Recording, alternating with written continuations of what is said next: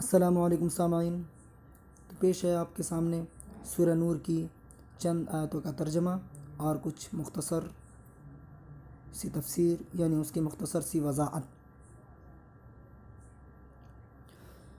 اعوذ باللہ من الشیطان الرجیم، بسم اللہ الرحمن الرحیم۔ الزانی لا ينكح إلا زانية أو مشركة والزانية لا ينكحها إلا زان أو مشرك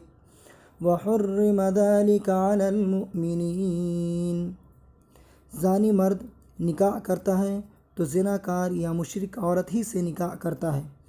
اور زناکار عورت سے نکاح کرتا ہے تو وہی مرد جو خود زانی ہو یا مشرک ہو، اور یہ بات مومنوں کے لیے حرام کر دی گئی ہے۔ یعنی جو شخص بدکاری کا عادی ہو اور اس پر نہ شرمندہ ہو نہ توبہ کرتا ہو، اس کا مزاج ایسی عورت سے ملتا ہے جو بدکار ہو،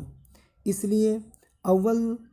تو وہ بدکاری ہی کی کوشش میں رہتا ہے، یعنی وہ انسان نکاح کرنے کے بجائے بدکاری کی کوشش میں رہتا ہے، اور اگر نکاح کرنا پڑ جائے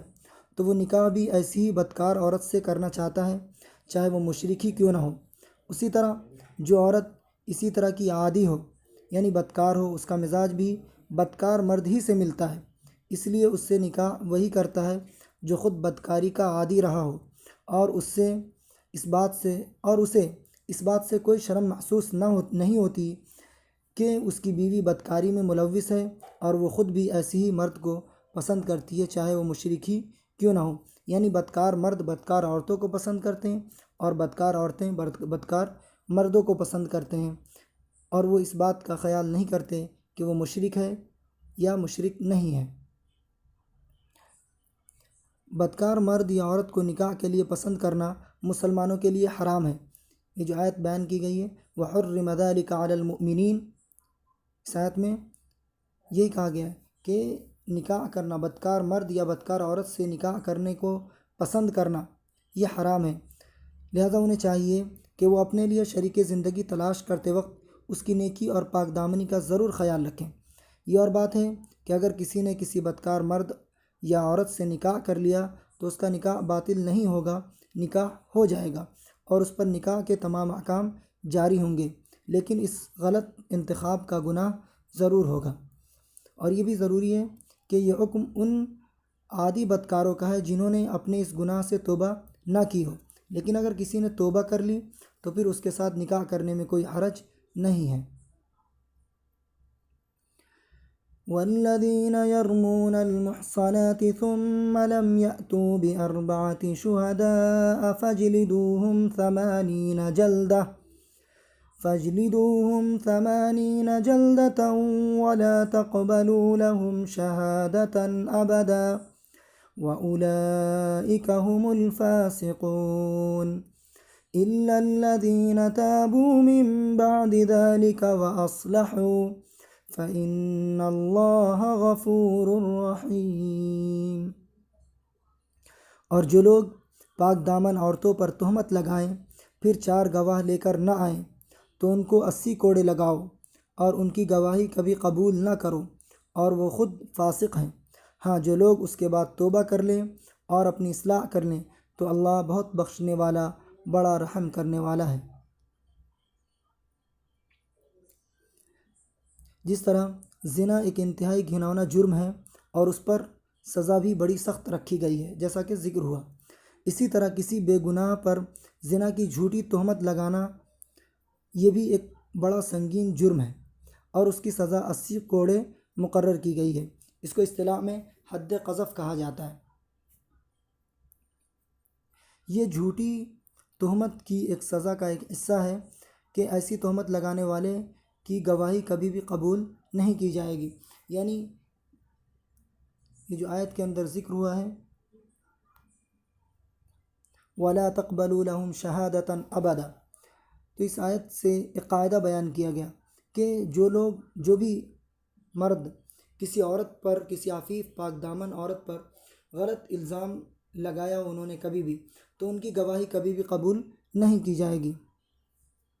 اسی طرح توبہ سے جھوٹی تہمت کا گناہ تو معاف ہو جائے گا، لیکن جو سزائیں اوپر بیان کی گئی ہیں وہ پھر بھی دی جائیں گی۔ یعنی ایک آدمی کسی عورت کے اوپر جھوٹی تہمت لگایا، اور لگانے کے بعد اس کے اوپر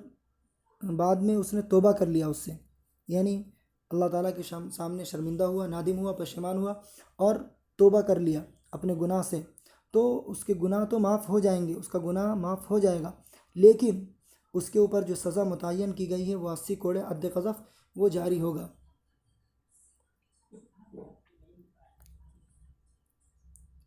والذین یرمون ازواجهم ولم یکن لهم شهداء إلا أنفسهم فشهادة أحدهم 4 شهادات بالله إنه لمن الصادقين۔ اور جو لوگ اپنی بیویوں پر تہمت لگائیں اور خود اپنے سوا ان کے پاس کوئی اور گواہ نہ ہو،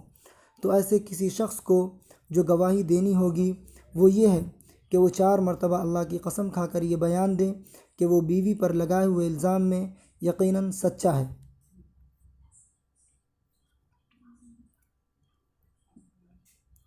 اگر کوئی شوہر اپنی بیوی پر زنا کی تہمت لگائے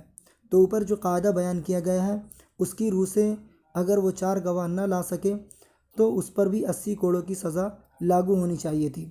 یعنی اوپر ایک قاعدہ بیان کیا گیا تھا کہ اگر کوئی عام آدمی کسی عام عورت کے اوپر زنا کی جھوٹی تہمت لگائے اور پھر وہ اس کو ثابت نہ کر سکے، یعنی 4 گواہ کے ذریعے ثابت نہ کر سکے اس عورت کا زانیہ ہونا، تو اس مرد کے اوپر 80 کوڑے لگائے جائیں گے۔ اسی طریقے سے اگر کوئی ایک مرد اپنی بیوی کے اوپر زنا کی تہمت لگائے اور وہ اس کو 4 گواہوں کے ذریعے سے ثابت نہ کر سکے، تو قاعدہ تو یہ تھا کہ اس مرد کے اوپر بھی 80 کوڑے لگائے جانے چاہیے تھے، لیکن یہاں پر اللہ تعالیٰ ان کے لیے ایک دوسرا قاعدہ بیان کر رہا ہے۔ لیکن میاں بیوی کے تعلقات کی، یعنی میاں بیوی کے جو تعلقات ہیں اس کی خصوصی نوعیت کی وجہ سے ان کے لیے اللہ تعالیٰ نے ایک الگ خاص طریقہ کار مقرر فرمایا ہے، جسے اصطلاح میں لعان کہا جاتا ہے۔ یہ طریقہ کار ان آیات میں بیان ہوا ہے، جس کا خلاصہ یہ ہے کہ شوہر اور بیوی دونوں کو قاضی ان الفاظ میں 5 قسمیں کھانے کو کہے گا جو ان آیتوں میں بیان کیے گئے ہیں، اور اس سے پہلے دونوں کو یہ ترغیب دے گا کہ آخرت کا عذاب دنیا کی سزا سے زیادہ سخت ہے، اس لیے جھوٹی قسم کھانے کے بجائے اصل حقیقت کا اعتراف کر لو۔ اگر بیوی قسم کھانے کے بجائے اپنے جرم کا اعتراف کر لے تو اس پر زنا کی حد جاری ہوگی، اور اگر شوہر قسم کھانے کے بجائے یہ اعتراف کر لے کہ اس نے جھوٹا الزام لگایا تو اس پر وہ حد قذف جاری ہوگی جو آیت نمبر 4 میں بیان ہوئی، اور اگر دونوں قسم کھا لیں تو کسی پر دنیا میں سزا جاری نہیں ہوگی، البتہ اس کے بعد قاضی دونوں کے درمیان نکاح فسخ کر دے گا، یعنی دونوں کا نکاح ختم کر دے گا۔ اور اگر کوئی بچہ پیدا ہوا اور شوہر اسے اپنا بچہ ماننے سے انکار کرے تو وہ صرف ماں کی طرف منسوب ہوگا، وہ بچہ باپ کی طرف منسوب نہیں ہوگا۔ وَالْخَامِسَةُ أَنَّ لَعْنَةَ اللَّهِ عَلَيْهِ إِن كَانَ مِنَ الْكَاذِبِينَ، اور 5ویں مرتبہ یہ کہے کہ اگر میں اپنے الزام میں جھوٹا ہوں تو مجھ پر اللہ کی لعنت ہو۔ وَيَدْرَأُ عَنْهَا الْعَذَابَ أَن تَشْهَدَ 4 شَهَادَاتٍ بِاللَّهِ إِنَّهُ لَمِنَ الْكَاذِبِينَ وَالْخَامِسَةَ أَنَّ غَضَبَ اللَّهِ عَلَيْهَا إِن كَانَ مِنَ الصَّادِقِينَ، اور عورت سے زنا کی سزا دور کرنے کا راستہ یہ ہے کہ وہ 4 مرتبہ اللہ کی قسم کھا کر یہ گواہی دے کہ اس کا شوہر اس الزام میں جھوٹا ہے، اور 5ویں مرتبہ یہ کہے کہ اگر وہ سچا ہو تو مجھ پر اللہ کا غضب نازل ہو۔ وَلَوْلَا فَضْلُ اللَّهِ عَلَيْكُمْ وَرَحْمَتُهُ وَأَنَّ اللَّهَ تَوَّابٌ حَكِيمٌ، اور اگر تم پر اللہ کا فضل اور اس کی رحمت نہ ہوتی اور یہ بات نہ ہوتی کہ اللہ کثرت سے توبہ قبول کرنے والا حکمت والا ہے، تو خود سوچ لو کہ تمہارا کیا بنتا۔ یعنی لعان کا جو طریقہ کار مقرر کیا گیا ہے وہ اللہ تعالیٰ کا خاص فضل ہے، ورنہ اگر میاں بیوی کے درمیان بھی وہی قاعدہ جاری ہوتا کہ اگر شوہر اپنی بیوی کو بدکاری میں مبتلا دیکھے تو اس وقت تک زبان نہ کھولے جب تک 4 گواہ میسر نہ ہو، اور خود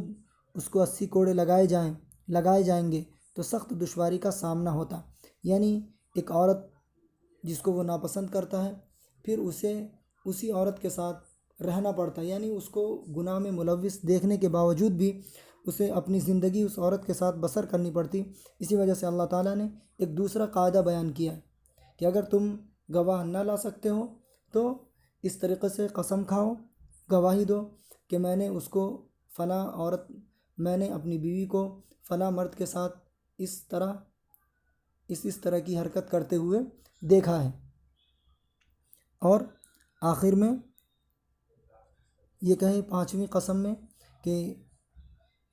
اس پر اللہ کی لعنت ہے اگر وہ جھوٹا ہے، یعنی وہ آدمی اگر وہ جھوٹا ہے اپنی بات میں، اپنی گواہی میں، تو اس پر اللہ کی لعنت ہے۔ اسی طریقے سے عورت گواہی دے کہ وہ جو الزام مرد میرے اوپر لگا رہا ہے اس میں وہ جھوٹا ہے، 4 گواہی اس طریقے سے دے۔ اور 5ویں مرتبہ میں یہ کہیں کہ ان غضب اللہ علیہ ان کان من الصادقین، کہ وہ مرد اگر سچا ہے اپنی بات میں تو اس عورت یعنی میرے اوپر، اس عورت کے اوپر اللہ کا غضب نازل ہو۔ تو یہ اس آیت کا، ان چند آیتوں کا خلاصہ تھا جو آپ کے سامنے پیش کیا گیا۔ اللہ تعالیٰ ہمیں اس گھناؤنے عمل سے بچنے کی توفیق عطا فرمائے، آمین۔ السلام علیکم۔